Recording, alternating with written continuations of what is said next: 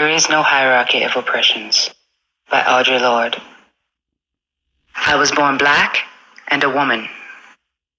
I am trying to become the strongest person I can become, to live the life I have been given, and to help effect change toward a livable future for this earth and for my children.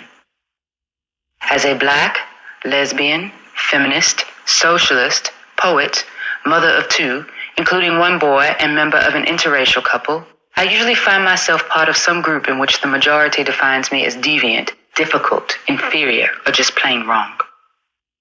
From my membership in all of these groups, I have learned that oppression and the intolerance of difference come in all shapes and sizes and colors and sexualities, and that among those of us who share the goals of liberation and a workable future for our children, there can be no hierarchies of oppression. I have learned that sexism, a belief in the inherent superiority of one sex over all others and thereby its right to dominance, and heterosexism, a belief in the inherent superiority of one pattern of loving over all others and thereby its right to dominance, both arise from the same source as racism, a belief in the inherent superiority of one race over all others and thereby its right to dominance. "Oh," says a voice from the black community, "but being black is normal." Well, I and many black people of my age can remember grimly the days when it didn't used to be. I simply do not believe that one aspect of myself can possibly profit from the oppression of another part of my identity. I know that my people cannot possibly profit from the oppression of any other group which seeks the right to peaceful existence. Rather, we diminish ourselves by denying to others what we have shed blood to obtain for our children. And those children need to learn that they do not have to become like each other in order to work together for a future they will all share. The increasing attacks upon lesbians and gay men are only an introduction to the increasing attacks upon all black people. For wherever oppression manifests itself in this country, black people are potential victims.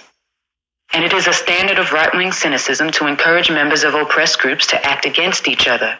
And so long as we are divided because of our particular identities, we cannot join together in effective political action. Within the lesbian community, I am black, and within the black community, I am a lesbian. Any attack against black people is a lesbian and gay issue, because I and thousands of other black women are part of the lesbian community. Any attack against lesbians and gays is a black issue, because thousands of lesbians and gay men are black. There is no hierarchy of oppression. It is not accidental that the Family Protection Act, which is virulently anti-woman and anti-black, is also anti-gay. As a black person, I know who my enemies are, and when the Ku Klux Klan goes to court in Detroit to try and force the Board of Education to remove books the Klan believes hint at homosexuality, then I know I cannot afford the luxury of fighting one form of oppression only.